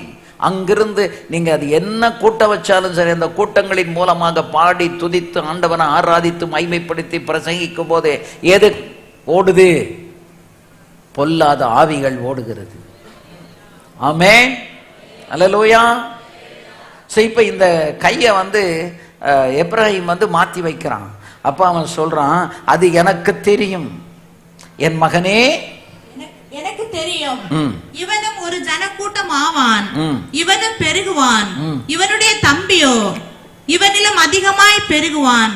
அவனுடைய சந்ததியார் திரளான ஜனங்கள் ஆவார்கள் என்றான். இவ்விதமாக அவன் சொன்னான், பெரியவனும் என்ன செய்வான்? பெருகுவான். அவன் ஒரு ஜனக்கூட்டம் ஆவான். ஆனா இவனுடைய தம்பி யாரு? எப்ராஹிம். இவனிலும் அதிகமாய் பெருகுவான். அவனுடைய சந்ததியார் திரளான ஜனங்கள் ஆவார்கள். அப்ப அந்த ஆசீர்வாதம் டபுள் மடங்கு யாருக்கு போகுது? எப்ராஹிமுக்கு போகுது. அல்லேலூயா. யோசேப்பு இவருடைய பெயரின் அர்த்தத்தை தெரிந்து வைத்தானோ தெரிந்து வைக்கலையோ நமக்கு தெரியல. ஆனா அந்த பெயர்களை வைக்கும்படி தேவன் அவன் உள்ளத்திலே ஏவி இருந்ததினாலே அந்த பெயர்களை அவன் வைத்தான். இவன் பெயர் வைக்கிறதுக்கு கூட ஒரு ஆவியின் ஏவுதல் இருக்கணும்னு சொல்லி இதுல இருந்து தெரிந்து கொள்ளுங்க. அல்லேலூயா. சும்மா ஸ்டைலுக்கு ஒரு பேரை வைக்காதீங்க. அந்த பேர் வைக்கிறதுல என்ன இருக்கணும் அர்த்தம்? அது ஆவியானவர் ஏவி அந்த பெயரை நீங்க வைக்கணும். அங்கதான் இருக்குது. அல்லேலூயா. பல ஆண்டுகளுக்கு முன்பு யாக்கோபு அவர்களை ஆசீர்வதிக்கும் போது எப்ராயிமின் பெயர் அர்த்தத்திற்கு ஏற்றார் போல அவனை ஆசீர்வதித்தான். அவன் என்ன சொன்னான்? இவனுடைய தம்பியோ இவனிலும் அதிகமாய் பெருகுவான், அவனுடைய சந்ததியார் திரளான ஜனங்கள் ஆவார்கள் என்று சொல்லி அப்பமே அவன் ஆசீர்வாதத்தை கொடுத்துட்டான். தேவ ஏவுதலின்படி அவன் பெயரை வச்சுட்டான். அந்த ஏவுதலினுடைய அர்த்தத்துக்கு தகுந்த மாதிரி யாக்கோபு அவனை ஆசீர்வதிச்சுட்டான். 2 மடங்கு பலனடித்தல் அல்லது அதிகமாக பலனடித்தல் அப்படின்னு ஒரு பெயரை வச்சுட்டான். அதையும் சொல்லி 20வது வசனத்துல இன்னொரு காரியத்தையும் சொன்னான். வாசிங்கம்மா. அவன் அண்டை தினம் அவர்களை ஆசீர்வதித்து, தேவன் உன்னை எப்ராயிமை போலவும் மனாசே போலவும் ஆக்குவாராக என்று இஸ்ரவேலர் உன்னை முன்னிட்டு வாழ்த்துவார்கள் என்று சொல்லி எப்ராயிமை மனாசேக்கு முன்னே வைத்தான். அதாவது மற்றவங்க இவங்க எப்படி ஆயிட்டாங்கன்னா வாழ்த்து மொழியாக வைக்கப்பட்டு விட்டார்கள். இவனை மாதிரி வாழ்ந்தா இவனை மாதிரி வாழணும். அல்லேலூயா. அந்த பேர் எடுக்கணுங்க நீங்களும் நானும். அல்லேலூயா. நம்மை கர்த்தர் ஆசீர்வதித்து ஆவியில நம்மளை நடத்துறத பார்த்து நம்ம இருந்தா இந்த குடும்பத்தை மாதிரி இருக்கணும், இருந்தா இந்த இந்த இந்த இந்த இந்த போதகரை போல இருக்கணும், உங்க பிள்ளைகளை போல இருக்கணும்னு சொல்லி ஒரு வாழ்த்து மொழியாக நீங்கள் இன்றையிலிருந்து மாறுங்கள். நீங்க இருக்கிற அந்த ஏரியாவில் மற்றவங்கெல்லாம் சொல்லி அந்த அந்த கிரேசக்கா பிள்ளைகளை மாதிரி இருங்கப்பா, அந்த கிரேசக்காவும் அந்த ஜேம்ஸ் அண்ணனும் இருக்காங்களே அதை மாதிரி இருங்க அப்படின்னு சொல்லி மற்றவர்கள் உங்களை வாழ்த்து மொழியாக வைக்க வேண்டும் என்று விரும்புங்கள். உங்களை போன்று அநேகரை நீங்கள் உருவாக்க முடியும். ஆமென். அல்லேலூயா. அதாவது நம்ம வாழ்க்கையில வாழ்ந்தா ஒரு மாடலா, ஒரு மாதிரியாக, ஒரு வாழ்த்து மொழியாக வாழணும். இந்த குடும்பத்தை மாதிரி எல்லாம் இருக்கக்கூடாது, இவங்க பிள்ளைகள மாதிரி இருக்கக்கூடாது, அந்த பெயர் நமக்கு வந்துடக்கூடாது. ஆமென். அல்லேலூயா. நம்ம வீட்டுக்குள்ள வாக்குவாதம், தர்க்கம், சண்டை எதுவுமே இருக்கக்கூடாது. ஆவிக்குரிய வீட்டில் ஆவிக்குரிய ஜெபம் இருக்கணும், பாடல் இருக்கணும், துதி இருக்கணும், அதை குறித்ததான பேச்சு இருக்கணும். அல்லேலூயா. ஆமென். நம்ம வீட்டுக்குள்ள அப்படி இருக்கணும்னா உங்க வீட்டுக்குள்ள ஆண்டவர் இருக்கணும், ஆவியானவர் இருக்கணும்.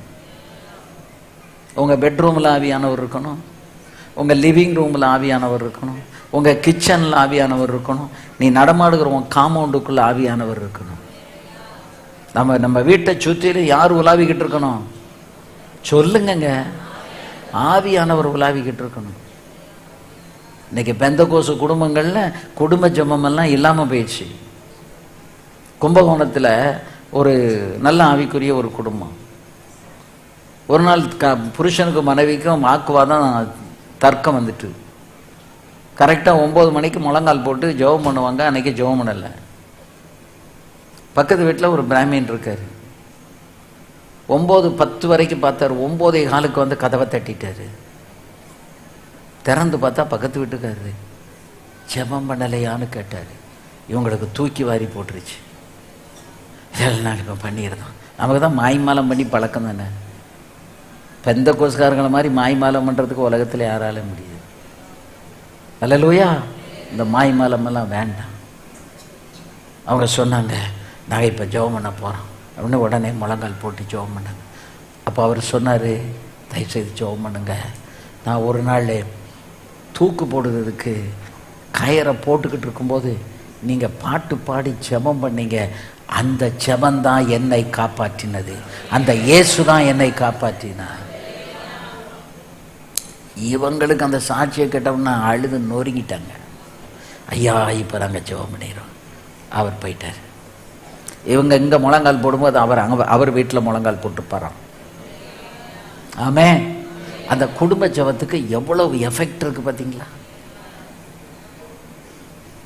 ஒருத்தருக்கு ஒருத்தர் மன்னிப்பு கேட்டு சே நம்ம வீணா போய் இதை வாக்குவாதம் பண்ணிக்கிட்டு நேரத்தை கடத்திட்டோமே, என்னை மன்னிச்சிருங்கன்னு மனைவி கேட்காம அவர் என்னையை மன்னிச்சிரு அப்படின்னு சொல்லி மன்னிப்பு கேட்க 2 பேரும் மன்னிப்பு கேட்டு சீர் பொருந்தி உடனே அவங்க பாட்டு பாடி ஜெபம் பண்ணி அந்த குடும்ப ஜெபத்தை பண்ணாங்களாம்.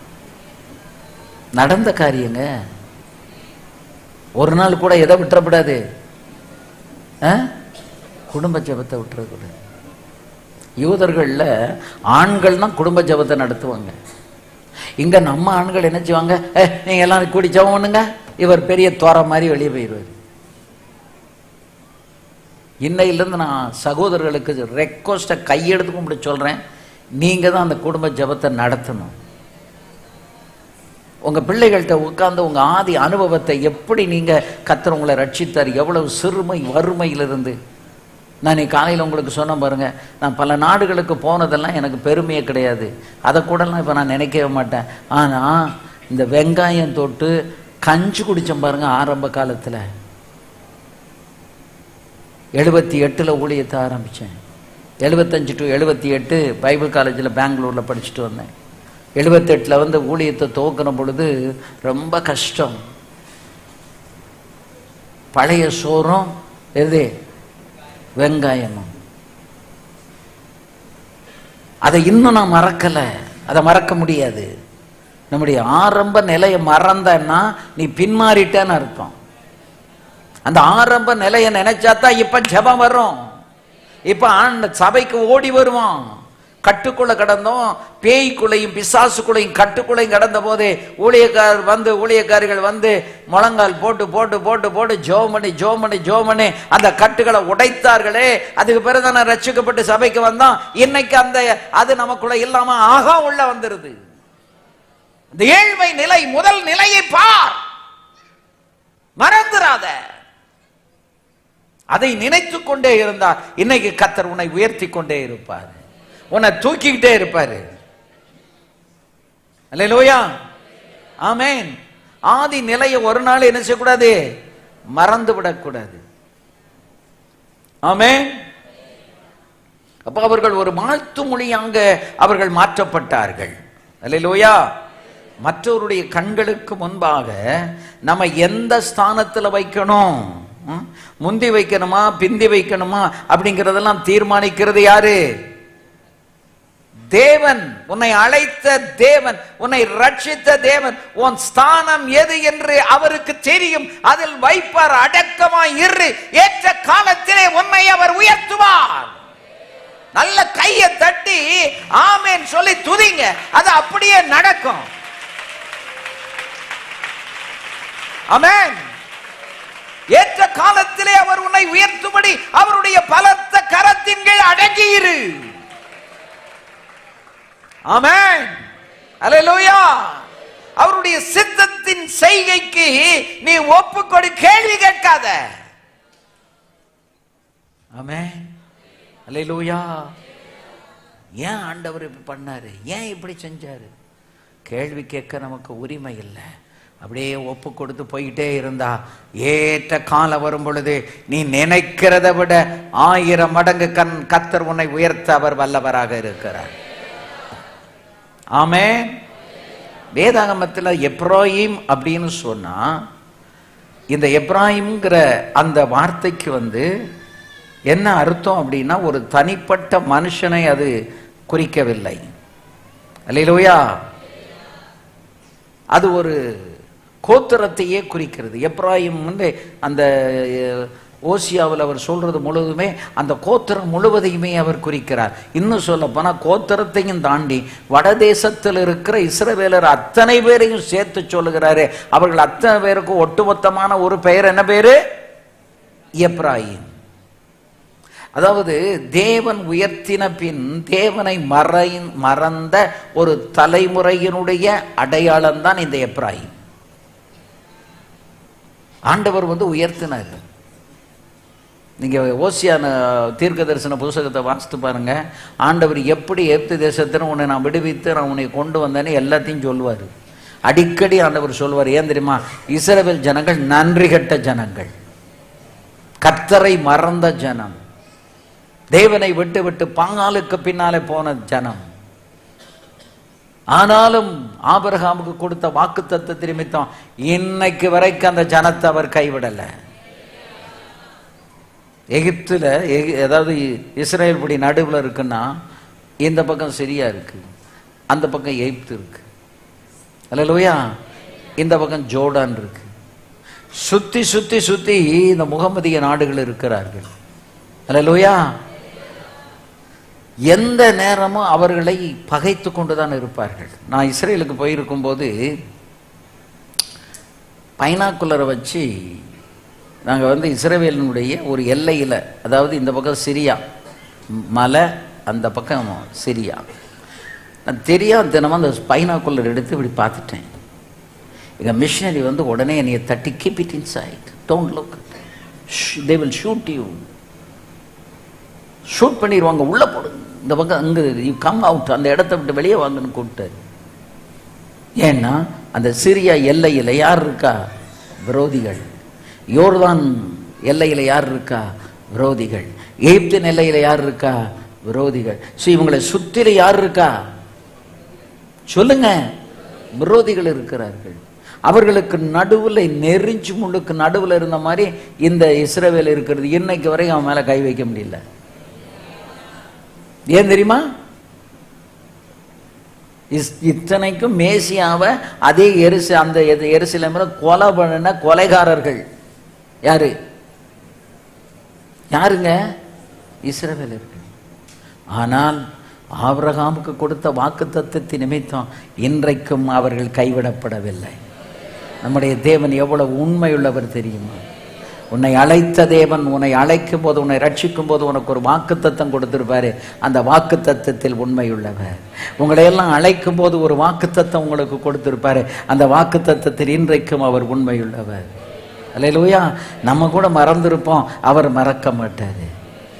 என்னை அந்த பேட்டையில் எனக்கு அந்த ஊழியத்தை கொடுக்கும்போது நான் அந்த ஊரை விரும்பலை. அது எனக்கு ஒரு சுடுகாடு மாதிரி இருந்துச்சு. நான் பெங்களூரில் இங்கிலீஷ் மீடியத்தில் பைபிள் காலேஜ் படிச்சுட்டு ஜம்முன்னு இறங்கியிருக்கேன். எனக்கு ஊழியம் கொடுக்கப்பட்ட இடம் எது? ஒரு பட்டிக்காடு. அதாவது அது கிராமமும் இல்லை, சிட்டியும் இல்லை, ரெண்டும் கட்டான். எனக்கு அந்த ஊரில் போய் முதல் நாள் உப்பை பற்றி பிரசங்கம் பண்ண பாருங்க. அதை பிரசங்கம் பண்ணிட்டு ஓன்னு உட்காந்து அழுதுட்டு அப்படி படுத்திருக்கேன் பாயில். கிழிஞ்ச பாய், ஃபேன் கிடையாது. மார்ச் மாதம் முதல் வாரம் அப்படி படுத்திருக்கும் போது ஒரு சத்தம் கேட்டது. உனக்கு முன்பதாக திறந்த வாசலை வைத்திருக்கிறேன், ஒருவனும் அதை பூட்ட மாட்டான் என்று 1978 மார்ச்சில் அந்த சத்தம் என் காதில் கேட்டது. இப்போ வரைக்கும் ஃப்ரெஷ்ஷாக என் காதில் கேட்டுக்கிட்டே இருக்கு.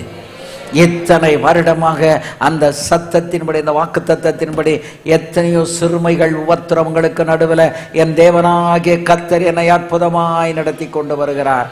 உனக்கு கொடுத்த வாக்கு தத்தத்தை நீ மறந்துடாத. உனக்கு வாக்கு தத்தம் கொடுத்த கர்த்தர் உன்னை மறக்க மாட்டார். உன் வாக்கு தத்தத்தை மறக்க மாட்டார். நீ மறந்தாலும் நான் மறவேன் என்று சொல்லுகிறார். அல்லேலூயா.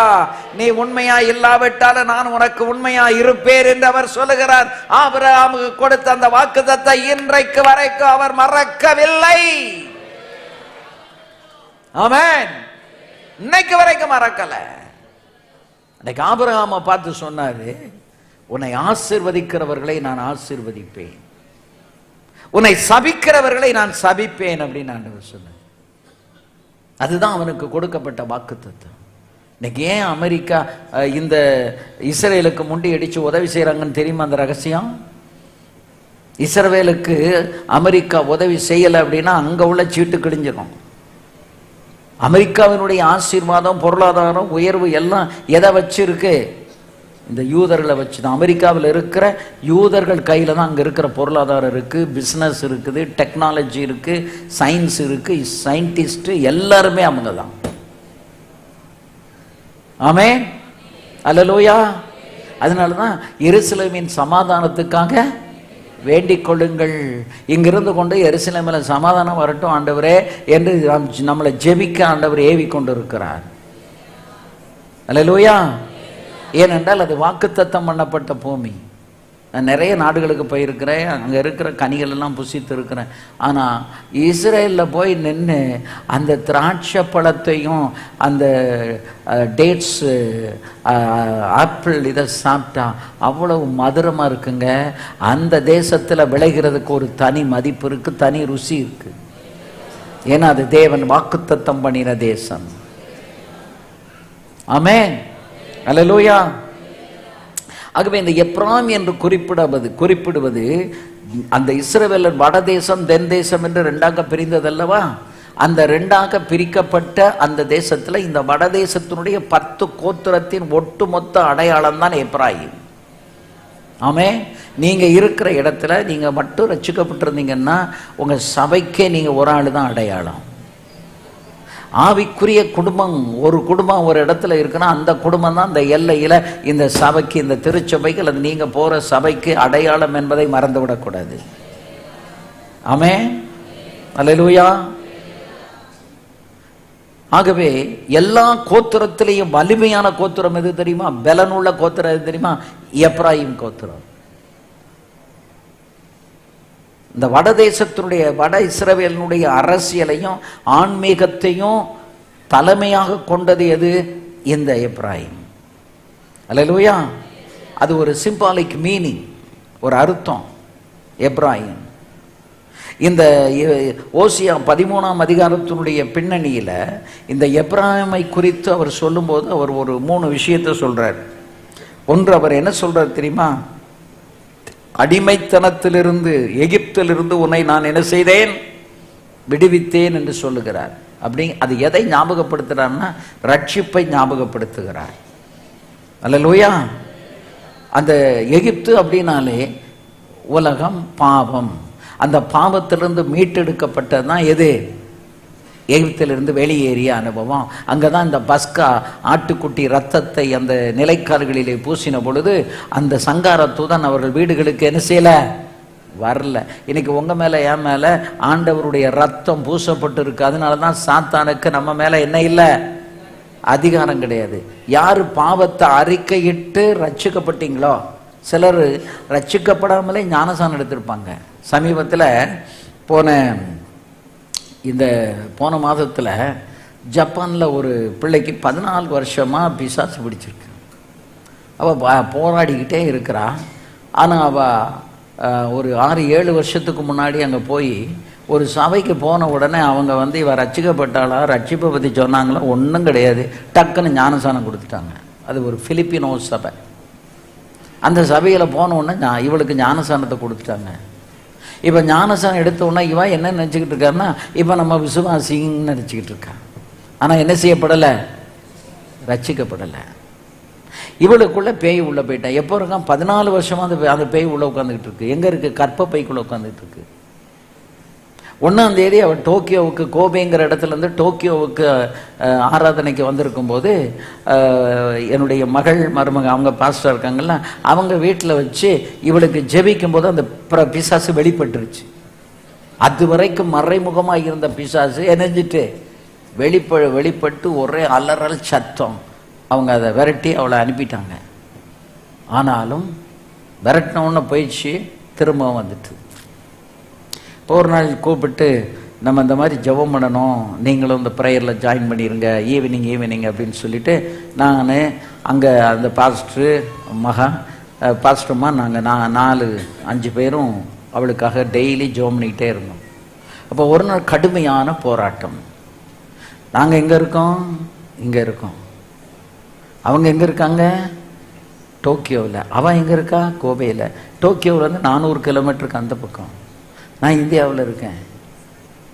அந்த பிசாசனை கொந்தளிக்குது. 14 வருஷம் இருக்கிறேன், என்னை நீ விரட்டிடுவியா? நான் போயிடுவேனா அப்படின்னு சேலஞ்சு பண்ணுது. பிசாசே, கல்வாரியில் வடிந்த இயேசுவின் ரத்தத்தினால உனக்கு கட்டளையிட, get out from her. இயேசுவின் நாமத்தில் வெளியே போ. அப்படி போன உடனே அது நான் போக மாட்டேன். நான் இவளை ஜப்பானில் தெருவா பைத்தியம் பிடிச்சு அலைய வைப்பேன். பிசாசு சொல்றது, ஊழியத்தை கெடுப்பேன். நீ ஒன்றும் உண்டாக்க முடியாது. இயேசுவை நாமத்தில் உனக்கு கட்டளை இடுகிறேன் சொன்னேன். பிரியா, ஒரு டம்ளர் தண்ணி எடு. அவள் போய் தண்ணி எடுத்தான். இங்கேருந்து நான் ஜெபம், ஆண்டவரே இந்த தண்ணியை உடைய ரத்தமாக மாற்றுகிறேன். ஊழியக்காரனை சொல்லு, கர்த்தர் எவ்வளவு கனம் கொடுக்கிறார் பாருங்க. ரத்தமாய் மாற்றுகிறேன் இயேசுவின் நாமத்தில்னு சொல்லி குடி அப்படின்னு. பாதி குடித்த உடனே தொண்டை எரியுது, வயிறு எரியுது, குடிக்க மாட்டேன் போராடுனா. குடி இயேசுவின் நாமத்தில் உனக்கு கட்டளை இடுகிறேன். கடகடன்னு குடிச்சிட்டான். குடிச்சு அதுக்கு பிறகு விரட்டின பிறகு அந்த பேய் போயிடுச்சு. நான் இவள்கிட்ட சொன்னேன், கல்வாரியில் சிந்தின இயேசுவின் ரத்தத்தினால் விடுதலை என்று சொல்லுமா அப்படின்னு. அவள் அதை சொல்லிட்டு அங்கே என்கிட்ட சொன்னால், எனக்கு நீங்கள் இந்த ரத்தங்கிறீங்க, எனக்கு அதில் ஒரு அர்த்தமும் இல்லை, அது எனக்கு ஒரு உணர்வையே தரலையே அப்படின்னா. எனக்கு அப்போதான் புரிஞ்சது, இவ என்ன செய்யலை, ரட்சிக்கப்படலை. ஏன்னா ரட்சிப்புக்கு பிரதானம் எது? ரத்தம் சிந்துதல் இல்லாமல் பாவ மன்னிப்பு. எந்த மார்க்கமா இருந்தாலும், எந்த மதமா இருந்தாலும், எவரா இருந்தாலும், உலகம் முழுவதுக்குமே ரட்சிப்புங்கிறதுக்கு என்ன சிந்தப்படணும்? பரிசுத்தமான ஒருவருடைய ரத்தம் சிந்தப்படணும். அந்த பரிசுத்தமானவர் தான் இந்த இயேசு கிறிஸ்து. அவருடைய ரத்தம் இல்லாமல் நமக்கு பாவ மன்னிப்பு இல்லை, சாபத்திலிருந்து விடுதலை இல்லை, நோயிலிருந்து விடுதலை இல்லை. எனக்கு புரிஞ்சு போச்சு, இவ பாவத்தை அறிக்கையிடவும் இல்லை, ரட்சிக்கப்படவும் இல்லை, ஞானதானத்தை எப்படியோ கொடுத்துட்டாங்க. நான் உடனே பாச மாட்டேன், கமலங்கவா இவ்வளோ முதல்ல ரட்சிப்புகளை நடத்து, ஃபோனை கையில் கொடுத்துட்டேன். பாசமா சுவிசேஷம்னா என்ன, ரட்சிப்புனா என்ன, இயேசுவின் ரத்தம்னா என்ன, பாவ மன்னிப்புனா என்ன, அறிக்கை செய்தல்னா என்ன, விட்டு விடுதல் என்ன, எல்லாத்தையும் தெளிவாக சொல்லிக் கொடுத்து அவர் தன் பாவத்தெல்லாம் அறிக்கை செய்து விடுவிக்கப்பட்ட பிறகு அவர்களுக்குள்ளே ரட்சிப்பு வந்தது. அல்லேலூயா, அல்லேலூயா. அவன் சொன்னா, நீங்க விரட்டி இருந்தீங்க இந்த பிசாசை, அது என் தலைமாட்டில் வந்து உட்காந்துட்டு எனக்கு வலிச்சம் காட்டிக்கிட்டு இருக்கு, என்ன கேலி பண்ணிக்கிட்டு இருக்குன்னா சொன்னேன். இனி இப்ப ரட்சிக்கப்பட்டுட்ட, இனி அந்த பிசாசு கிட்ட வராது. ஏன்னா ரத்தத்தினால நாம் கழுவப்பட்டவர்கள், இயேசுவின் ரத்தத்தினால கழுவப்பட்டவர்கள். அதே மாதிரி இப்ப ஒரு மாசம் ஆச்சுங்க, அவ ஒரு வயிற்று வலி, பயங்கரமான வயிற்று வலி. அந்த வயிற்று வலிக்கு அவ சாப்பிட்ற மாத்திரையினால எலும்புகள் எல்லாம் பலன் இழந்துருமா டாக்டர் சொல்லி. அவ பிஎஸ்சி நர்சிங், ஒரு நர்ஸ் அங்க. இப்ப ஒரு மாசம் ஆச்சு, ஆண்டவருடைய கிருபையினால மாத்திரையே தொடலை, வலி நின்று போச்சு. சரி, நீ ஒரு மாதம் கழித்து நீ போய் டெஸ்ட் பண்ணிப்பாரு, ஓ யூட்ரஸில் அந்த சாக்லேட் சிஸ்ட் இருக்காது, நல்ல பரிபூர்ண விடுதலையை கத்தர் கொடுத்துருப்பாரு. ஆமே. அப்போ தான் அவன் முந்தா நாள் தான் என்கிட்ட ஒரு முக்கால் மணி நேரம் பேசினான். புதன்கிழமை இல்லை, செவ்வாய்க்கிழமை சாயங்காலம் 3/4 மணி நேரம் பேசி அவள் சாட்சி முடிந்து சொன்னான். ஒரு நாள் நான் வந்து சொப்பனத்தில் ஒரு பெரிய சர்ப்பத்தை கண்டேன், அந்த சர்ப்பம் என்னோடு பேசினது, அன்றிலிருந்து எனக்கு இந்த போராட்டம் என்று சொன்னாள். அல்லேலூயா. இத்தனை வருட போராட்டத்துக்கு பின்பு அந்த மகளை கத்தர் விடுவித்து இருக்கிறார். இதுதாங்க சுவிசேஷம், இதுதான் இயேசு கிறிஸ்து, இதுதான் சிலுவையின் ரத்தம். ஆமென். இப்போ நேற்றுக்கு ஜெபம் பண்ணல, கன்வென்ஷனால முந்தா நாள் ஜெபம் பண்ணும்போது சொன்னா, அப்பா இன்னைக்கு நான் நல்லா இருக்கிறேன், இப்போ நான் நல்லா இருக்கிறேன். அல்லேலூயா. ஏன் தெரியுமா? ரட்சிக்கப்பட்டுட்ட நீ, அதாவது பாவத்தை அறிக்கை செஞ்சு ரட்சிக்கப்படாம என்ன எடுக்கக்கூடாது, ஞானசானம் எடுக்கக்கூடாது. இன்றைக்கு பெந்தகோஸ்ல இருக்கிற நாம நம்ம பிள்ளைகளை ரட்சிப்புக்குள்ள நடத்தாம பாஸ்கிட்ட வந்து என் பிள்ளைக்கு ஞானசானம் கொடுத்துருங்க. ஏன்னா நம்ம ரட்சிக்கப்பட்ட பிறகு பிள்ளைகள் பிறந்து வளர்ந்துருக்கோம், இல்லைன்னா அது பிறந்து ஒரு 5 வயசு நம்ம ரட்சிக்கப்பட்டிருப்போம், நம்ம கூட சர்ச்சுக்கு வராங்க போகிறாங்க எல்லாம் செஞ்ச உடனே நம்ம என்ன நினைக்கிறோம், இவங்கெல்லாம் ரட்சிக்கப்பட்டாங்கன்னு நினைக்கிறோம். இல்லை, உங்கள் பிள்ளைகளை ரட்சிப்புக்குள்ளே நடத்தி பாவ அறிக்கை பண்ண வச்சு ரத்தத்தினால கழுவுன பிறகு தான் என்ன கொடுக்கணும் சொல்லுங்க. பாஸ்டர்ஸுக்கு நான் சொல்கிறேன், பெற்றோர்கள் கம்பல் பண்ணுறதுனால என்ன கொடுக்காதீங்க, ஞானசானம் கொடுக்காதீங்க. இன்னைக்கு பெந்தகோஸ் வலுவிழந்து போகிறதுக்கு காரணம் என்ன தெரியுமா? பெற்றோர்கள் நம்மளை நிர்பந்திக்கிறதுனால என்ன சொல்லன்னு தெரியாமல் ஞானசானத்தை கொடுத்துரும், ஆனால் அவங்க ரட்சிக்கப்படலை. அல்லேலூயா. ஏன்னா மற்ற சபையில் வாரம் ஞானசானம், மாதம் ஞானம், அதெல்லாம் நமக்கு தேவையில்லை. ரட்சிக்கப்பட்ட ஞானசானம் இல்லைன்னா நீ ரட்சிக்கப்படுகிற வரைக்கும் ஞானசானம் கிடையாது. ஏன்னா நம்ம சபையில கூட்டம் சேர்க்கிறது நம்ம பீத்தலுக்காக பெருமைக்காக அல்ல. Not to be proud on this earth that we are gathering a great gathering. ஒரு பெரிய கூட்டத்தை இந்த உலகத்துல எல்லாரும் நம்மளை பீத்த இந்த சபையில பெரிய கூட்டம் வந்துகிட்டு இருக்குன்னு சொல்லதுக்காக அல்ல. இந்த கூட்டம் பரலோகம் போக வேண்டும் என்று ஒவ்வொருவரும் சிந்திக்க வேண்டும். அந்த கூட்டத்தை நம்ம இங்க வந்து வசதியா வாழ வைக்கல, பணக்காரனை உருவாக்க பெந்தகோஸ்து சபை இல்ல, பரிசுத்தவான்களை உருவாக்கத்தான் கர்த்தர் பெந்தகோஸ்து சபையை கர்த்தர் வச்சிருக்காரு. இங்கே நீ வந்தால் உன்னை பரிசுத்தவாட்டியாக பரிசுத்தவானாக கர்த்தர் மாற்றுவார். நீ அதைத்தான் போக்கஸ் பண்ணணும். அதிகாலத்தில் இருந்தவர்கள் எல்லாம் அதைத்தான் போக்கஸ் பண்ணினார்கள். அல்லேலூயா. 55 வருஷத்துக்கு முன்னால நான் ரட்சிக்கப்பட்ட காலத்துல அந்த பரிசுத்தத்தையும் நித்தியத்தையும் தான் போக்கஸ் பண்ணி எங்களுக்கு பிரசங்கம் பண்ணப்பட்டது. நீ சபைக்கு வந்தா உலகத்துல உனக்கு விடுதலை கிடைச்சிரும், மாப்பிள்ளை கிடைச்சிரும், பொண்ணு கிடைச்சிரும், வீடு கட்டிடலாம், 7 கார் வாங்கிடலாம், இதெல்லாம் நத்தி, இதெல்லாம் நம்மளை விட்டு போயிடும். ஆனா ரட்சிப்பு போகாது, அது நித்தியத்துல கொண்டு போய் சேர்க்கும். அதுதான் நமக்கு தேவை.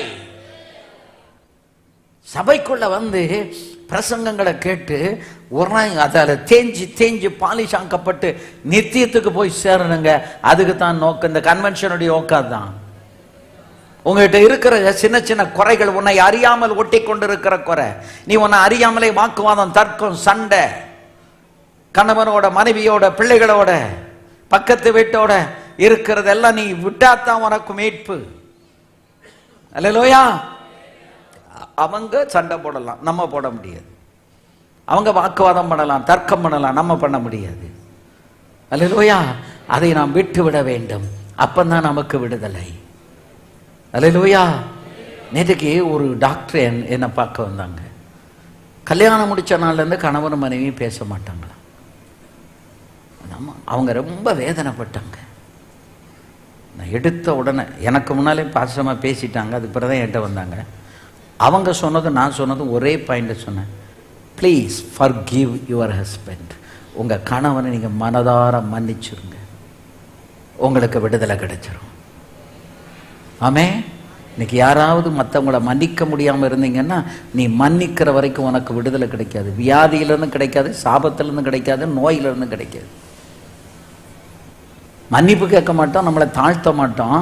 ஆண்டவரே என்னை குணமாக்கணும், அழகாக வர்ணனையாக அந்த ஆண்டவருக்கு வர்ணனையான ஜெபமெல்லாம் தேவையில்லை. நீ தாழ்த்தி அவங்ககிட்ட போய் மன்னிப்பு கேட்டேன்னு அடுத்த இன்சிடென்ட் உனக்கு சுகத்தை கத்த தருவார். சென்னையில் ஒரு மாமியாரும் மருமகளும் கல்யாணம் முடித்த நாள்லேருந்து அந்த கணவனை தான் அம்மா பக்கத்தில் சேர விடலை. பிள்ளைகள் 2 பிள்ளைகள் ஆயிடுச்சு.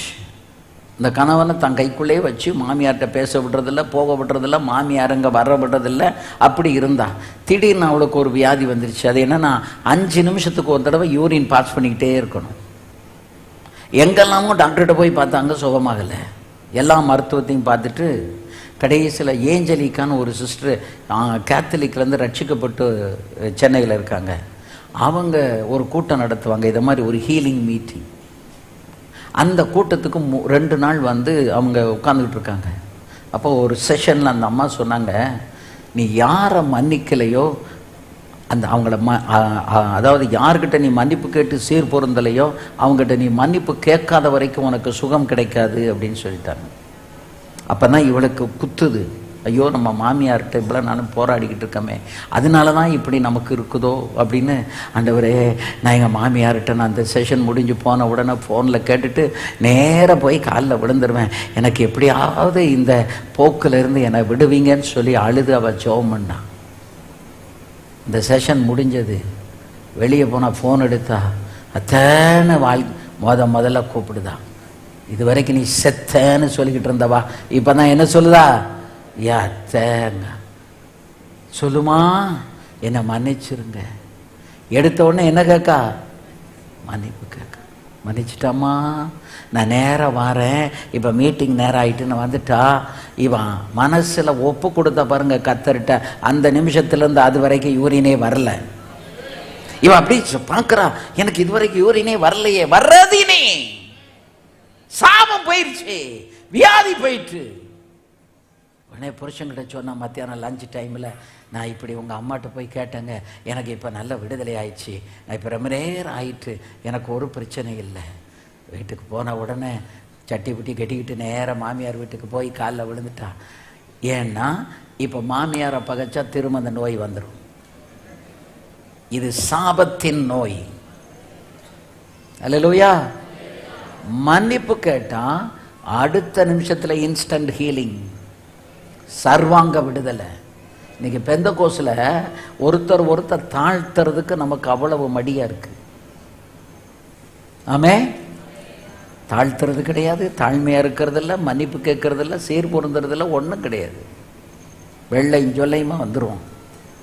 வெளியில வெளிப்பரிசுத்தம். ஆண்டவருக்கு வெளிப்பரிசுத்தத்தை விட அவர் உள்ளான பரிசுத்தத்தை விரும்புகிறவர்.